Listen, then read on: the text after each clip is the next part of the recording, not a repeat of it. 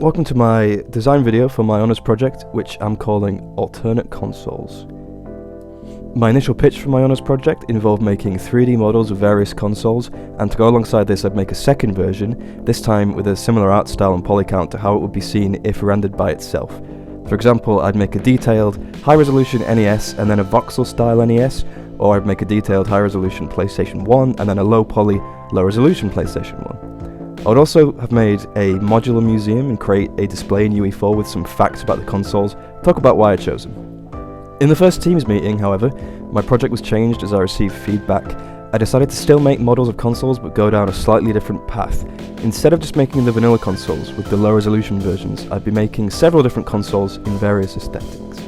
I wanted to either use franchises as a basis for the models, e.g. a Nintendo Wii that would exist in the Legend of Zelda universe, or simply just use aesthetics themselves if they already had names and were specific, and I made 2 Pinterest boards reflecting these ideas.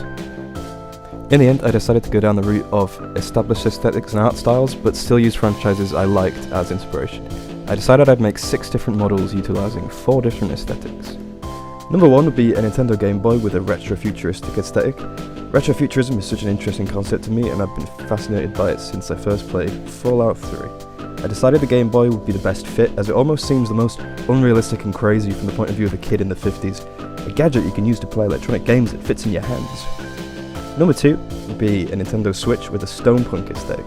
I felt the tablet-like design of the Switch lent itself well to this aesthetic, which as a lifelong dinosaur fan I thought was hilarious, not really realising it was a kind of a genre all to itself. Number 3 and 4 would be Nintendo Wii and Wiimote with a fantasy aesthetic. I went with this idea because the controller itself is almost like a magic wand, plus it being a Nintendo console I could take a lot of inspiration from Zelda with its golden Triforce and Sheikah technology. Number 5 and 6 would be an NES and NES controller with a cyberpunk aesthetic. I like the idea of using a cyberpunk aesthetic for this, as the NES is the oldest console I'd be recreating, so I wanted to go against this and use a grittier, futuristic design. I decided to use Nintendo consoles, as their consoles have just unique and iconic designs, plus I'm a big fan of the company. So now I'll go through the consoles individually. Number 1, the Game Boy. This design incorporates various common features of the retro-futuristic aesthetic, particularly long, smooth lines, curves and fins. I used a large curved border for the screen as well, a typical feature of 50s TVs. I made sure that the final design worked well with the proportions of a real-world Game Boy, and I added the phrase Game-O-Matic as a reference to the sort of language used for products in the time period, as well as the atom detail as atomic and scientific motifs I used a lot on retro-futuristic technology. Another distinguishing feature of the aesthetic is fun colours and a lot of chrome, which I made sure to include in my design. The colours I chose are actually reminiscent of 50s cars, as in my research I found that a lot of vehicles from the time period had similarly pleasing colour combos. To add to this, the off-white colour doubles not only as appropriate to the aesthetic, but it's also an homage to the original Game Boy. I also baked on details and ports, staying true to the real-world Game Boy, as well as the Pea Soup screen, which features a mock-up title screen for my group's Game Jam game from the start of the year, Is This the Way to Armadillo? Finally, I added some glowing lights, another typical feature of retro-futuristic tech, as well as including the baked text on the back of the Game Boy. Number 2, the Switch. This one was an interesting one for me, as I used ZBrush for the bones, which I'd never really used much before, but I think they came out well.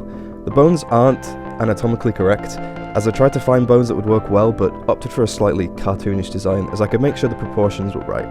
I made use of one of Substance's smart material for the bones, and edited it to have some tasteful dried blood, but not too much as to be gory.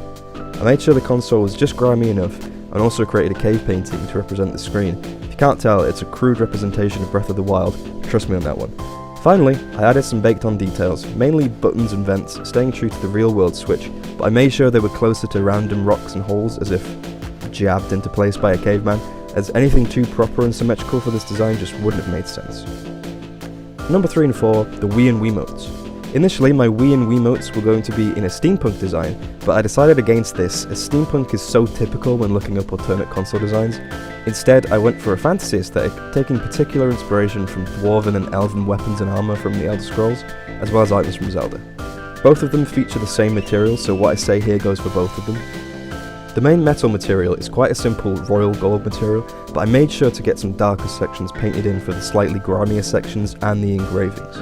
The glass sections use a similar material to the screen of the Game Boy, but I changed it to be a mystical blue and made it more emissive, painting in several sections where I wanted there to be smudges.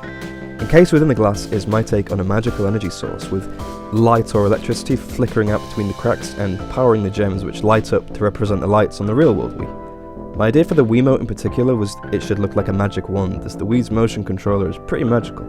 It was a challenge to stick to the aesthetic I'd given myself, and especially to make sure the console and controller designs were cohesive, but I think I accomplished it. Number 5 and 6, the NES and the controller. I thought a cyberpunk aesthetic would be so good for the NES, as I just thought I could do so much with it, especially because the NES is essentially just a brick, so there's so many routes I could go down with my design. Again, what I say about the design in general applies to both the console and the controllers, as they're part of a set. A feature I saw a lot in my research is the layered look, with sheets of metal used as a casing around the base layer of the item as protection, and I thought this would work well with the features the NES already has, so I utilised that in my designs. The black and grey are intentional callbacks to the colours of the real-world NES and controllers, as are the white and red. I made sure the metal was suitably battered as you'd expect from existing in a dingy cyberpunk city. I made sure to use emissives as neon lights, as well as include Japanese kanji characters, the kanji for Nintendo on the controller, and katakana characters, the katakana for Famicom on the console, as neon Japanese text is a common trope in cyberpunk media, and Nintendo's a Japanese company after all, so it made perfect sense. I put some engraved text on the back of the controller and gave the NES its necessary ports, with neon lights as labels. Like with the Fantasy Wii and Wiimote, it was fun and challenging to come up with unique designs that fit an aesthetic and also worked cohesively with each other, but once again, I think I accomplished it. I'll now go quickly through a few miscellaneous objects that I also modelled and textured for the booth that I used to display all the consoles in UE4. I made 2 TVs, a CRT and a flat screen, for the NES and Wii respectively, each in their respective aesthetics. I also made a CRT filter to apply to the screen for the Cyberpunk TV. Inside the booth, playing on the TVs, is footage of 2 of my game proposal projects. On the Cyberpunk TV is footage of my project Puppy Board, and on the Fantasy TV is footage of my project Gun Game. I made 2 tables, one octagonal and one triangular, that I would place my consoles on top of, just with a simple grainy white plastic material applied. Finally, I made a regular door and a fire escape door, complete with a fire escape sign, just to make my little warehouse room more believable. I laid them all out in my booth in what I consider to be a believable way that stays true to some of the expos and conventions that I visited personally, those being Play Expo, EGX. They also included some in-progress work on the walls, and finally the music playing in this little booth, which is also the music in this video, was made by me. So, in conclusion, overall I'm very happy with the outcome of this project. I'm really pleased with all my designs, as I think they each really capture the intended aesthetic, but also look quite believable, as if they could be variations that either, a company or a talented console modder could recreate. This year, for honours, I went down a 3D art and texturing route, but for games proposal, I went down a game, level and technical design route, as I knew I wanted to do a Masters afterwards, so I wanted to get a chance to do in-depth project in both my interests before specialising in the MA. I was a little hesitant with the 3D at first, and definitely had some challenges when creating my models, but the textures really shine in my opinion, so I don't regret splitting my third year in 2 at all. Now I just need to find someone with a 3D printer so I can make some of these consoles to have in my collection at home. Alright, thank you very much for watching.